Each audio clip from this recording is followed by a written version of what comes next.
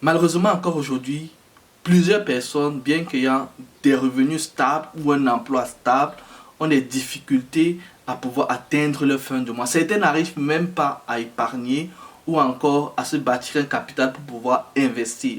Alors, je te propose dans cette vidéo, je te propose 5 questions que tu devrais te poser en ce qui concerne tes finances afin d'avoir un certain aperçu, un check-up de ta vie financière actuellement. Une sorte de diagnostic de tes finances en quelque sorte. Alors, je m'appelle Ulrich Chomgo et si tu suis cette chaîne pour la première fois, sache que tu es sur Mes finances à moi. Ici, nous parlons d'investissement, entrepreneuriat et aussi finances. Alors, notre objectif, c'est de susciter en la jeunesse africaine le désir de créer de la richesse. Et aussi, nous aidons aussi la jeunesse africaine à prendre conscience du potentiel qu'ils ont lorsqu'ils arrivent à maîtriser leurs finances. Alors, je te propose ces 5 questions et je suis surpris que je suis convaincu que la 5e question, ce sera une question dont tu ne te serais pas attendu. Alors, suis cette vidéo jusqu'à la fin et à tout à l'heure.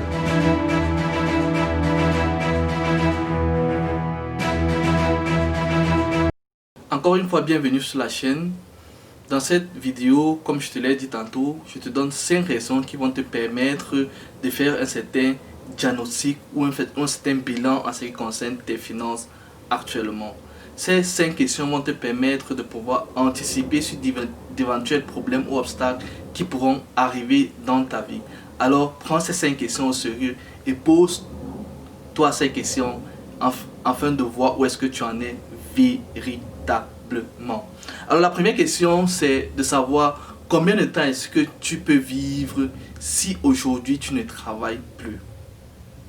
Si demain tu reçois un licenciement de ton employeur par exemple, ou si tu as un accident par exemple, ou si pour une raison ou une autre tu ne peux plus travailler, comme par exemple c'est la période du coronavirus, cette situation sanitaire où plusieurs personnes ont perdu leur emploi. Si je te trouve dans une situation actuellement, combien de temps est-ce que tu peux vivre? Naturellement, ceux qui vivent en Europe ont certains avantages parce que l'État apporte une certaine aide pour les chômeurs, pour les personnes qui ont un accident de travail ou un certain accident, peuvent avoir l'assurance qui les aide financièrement. Mais en Afrique, nous n'avons pas ces aides-là. Combien de temps peux-tu donc vivre? Et ceux qui sont en Europe, on est d'accord que ces aides-là sont assez insignifiantes. Alors, aujourd'hui, en ce qui concerne ton épargne, combien de temps tu peux vivre si aujourd'hui tu ne travailles plus? Pose-toi ces questions-là. Cette question va te permettre aussi de pouvoir voir si tu as une sécurité financière. Cette question va te permettre de voir est-ce que je peux tenir longtemps. Parce que, on doit le reconnaître, ceux qui ont des contrats de durée indéterminée, ce n'est pas une garantie financière parce qu'à tout moment, avec ce type de contrat, tu peux être licencié. Alors, où en es-tu avec ta situation financière concernant cette question-là? Combien de temps tu peux tenir? Alors, la deuxième question que tu dois te poser, c'est est-ce que j'épargne assez? Certaines personnes vont se dire que épargner assez concerne des personnes qui gagnent assez. Alors, non, je dois te dire non. Peu importe combien tu gagnes, est-ce que tu épargnes assez? Quel pourcentage d'épargne tu as chaque mois? Ou quelle est ta stratégie d'épargne? Est-ce que ce que tu épargnes est assez? Ou ce n'est pas suffisant? Ou c'est zéro? Tu dois te poser cette question et toi-même tu dois trouver les réponses en ce qui concerne tes finances. La troisième question que tu dois te poser, c'est celle de savoir est-ce que j'ai un plan financier? As-tu un plan financier? En réalité, tout le monde a un plan financier. Celui qui n'a pas un plan financier ou une stratégie financière, en fait, il a un plan financier qui le conduit tout droit vers l'échec, vers la pauvreté et vers les problèmes. Alors, est-ce que tu t'es déjà assis et établi un plan financier? Le plan financier, en fait, te permet de planifier, te permet de mettre des stratégies en place, te permet de mettre des pions financiers en place pour préparer ton avenir, l'avenir de ta famille ou l'avenir de tes enfants. Si tu ne sais pas comment faire un plan financier pour tes finances, je t'invite à m'écrire inbox et je pourrais t'aider à établir un plan financier pour toi-même et pour tes finances et pour ta famille. La quatrième question que tu dois te poser, c'est celle de savoir, est-ce que ce que je gagne correspond réellement à ma valeur?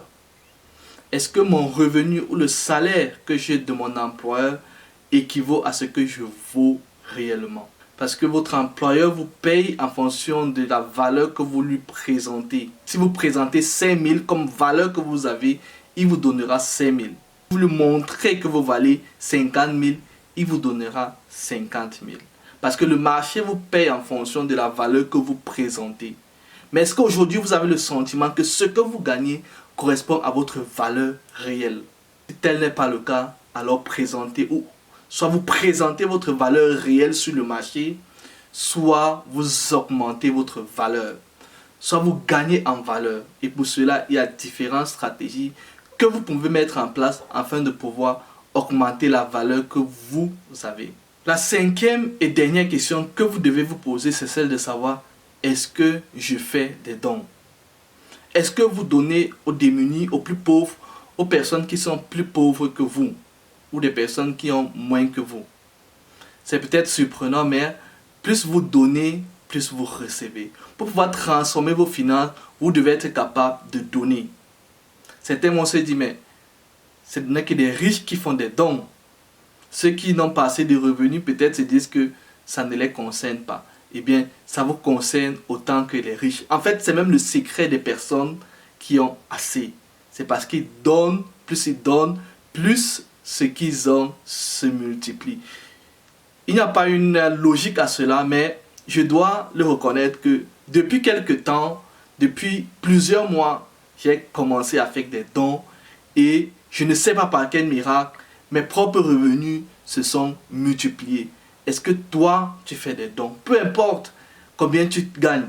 Je suis certain qu'il y a des personnes beaucoup plus pauvres que toi et qui souhaitent avoir ta condition. Est-ce que tu donnes à ces personnes-là?